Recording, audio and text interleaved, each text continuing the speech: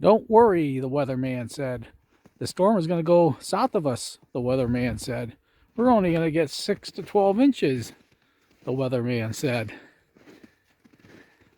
I think we got a little more than that. So I measured it at 38 to 40 inches.